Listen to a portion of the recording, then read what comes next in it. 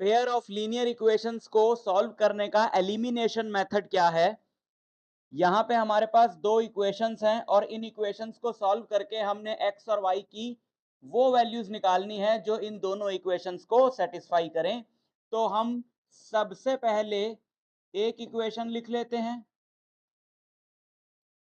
और उसके नीचे हम सेकंड इक्वेशन लिख लेते हैं। एलिमिनेशन मेथड में हमको क्या करना है बच्चों, हमें दोनों इक्वेशंस में किसी भी एक वेरिएबल के कोएफिशिएंट्स को सेम कर लेना है। फॉर एग्जांपल इस इक्वेशन में, फर्स्ट वाली इक्वेशन में x का कोएफिशिएंट है 3, सेकंड इक्वेशन में x का कोएफिशिएंट है 2। आप कोई भी एक वेरिएबल ले लो, चाहे आप x ले लो चाहे आप y ले लो। यहां पे हम x ले लेते हैं। तो हम क्या करेंगे, हम इस इक्वेशन को और इस इक्वेशन को, इन दोनों इक्वेशंस को एक ऐसे नंबर से मल्टीप्लाई करेंगे ताकि x का जो कोएफिशिएंट है, जो यहाँ पे 3 है और यहाँ पे 2 है, यानी कि अलग अलग है, वो क्या हो जाएं, सेम हो जाएं।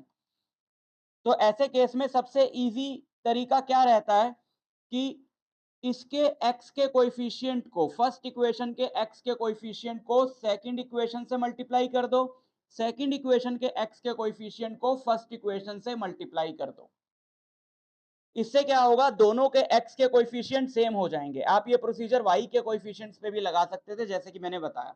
तो इस पूरी इक्वेशन को 2 से मल्टीप्लाई करने के बाद ये इक्वेशन हमारी हो जाएगी 6x plus 4y equal to 22 and दूसरी इक्वेशन हो जाएगी, ये इक्वेशन हो जाएगी 6x plus 9y equal to 12।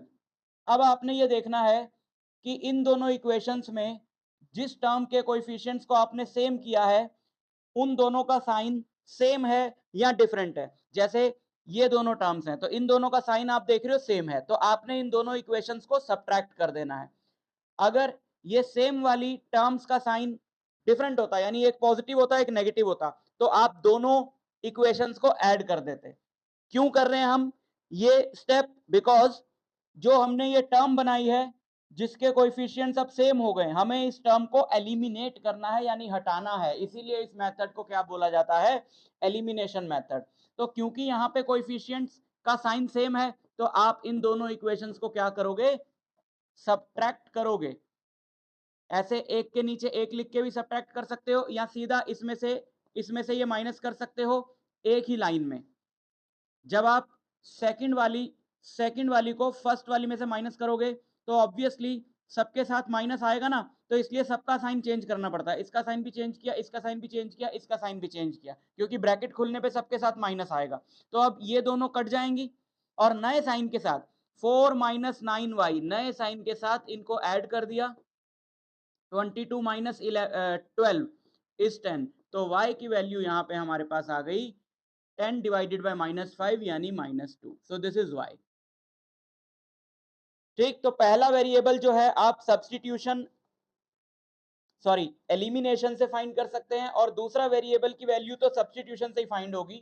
अब आपने इसको उठा के किसी भी एक इक्वेशन में पुट कर देना है। यहां पे हम इसको पुट करते हैं इस वाली इक्वेशन में, 2x प्लस 3 इंटू वाई की value -2 equal to 4, 2x minus 6 equal to 4, 2x equal to 10, x equal to 5। तो ये हमारे पास फाइनली आंसर आ गया, x की वैल्यू है 5 और y की वैल्यू है -2। ये इन दोनों इक्वेशंस का कॉमन सॉल्यूशन है बाय एलिमिनेशन मेथड।